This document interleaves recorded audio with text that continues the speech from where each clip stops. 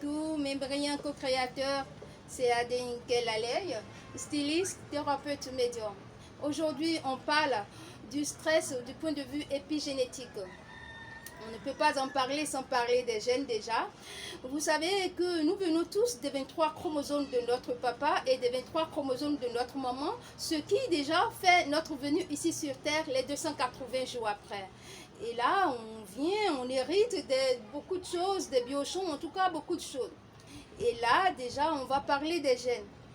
Mais la croyance que ce sont les gènes qui créent en réalité des maladies sur notre planète Terre, c'est une vision vraiment erronée. Il y a 1% des maladies qui sont dues à la génétique. Et les 99% déjà, d'où viennent-elles? D'où viennent-elles tout simplement ces maladies? On peut dire que c'est dû à notre mode de vie qui a un impact sur notre expression génétique et qui après provoque des maladies. Mais la grande cause tout simplement des maladies, c'est dû au stress. C'est le stress qui est juste capable tout simplement de transformer votre expression génétique. C'est le stress qui est juste capable tout simplement de baisser notre système immunitaire. C'est juste le stress qui est juste capable à travers les mécanismes d'épigénétique transformer notre gène normal en gène mutante qui peut s'exprimer sous forme de maladie.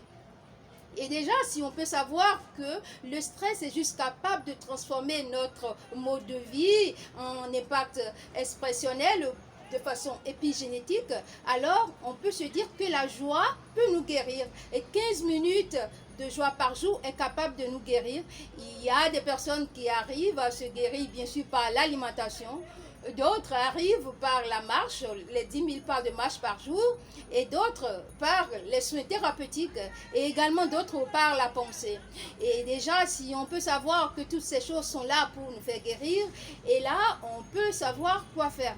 Aujourd'hui, on va parler de cette façon-là, afin de pouvoir se donner du tonus, du bonus tout simplement pour les jours à venir et que les gènes ne créent pas notre destin. Non, les gènes ne créent pas notre destin. Les gènes créent des protéines. Les protéines sont responsables de la structure et du fonctionnement de notre corps. L'expression de notre corps, c'est l'expression de la vie. L'expression de la vie, c'est l'expression de la bonne santé de toi et de moi ici présente. Et donc, l'anecdote, c'est vraiment deux parents des monstres qui ont eu des jumeaux identiques. Et là, l'un, à l'âge de 59 ans, a déclenché ses gènes. Et l'autre, à l'âge de 80, ne l'a pas déclenché, tout simplement parce que l'environnement dans lequel cette personne a vécu ne lui a pas permis de déclencher ses gènes. Voilà ce que j'ai à partager avec vous aujourd'hui du point de vue épigénétique.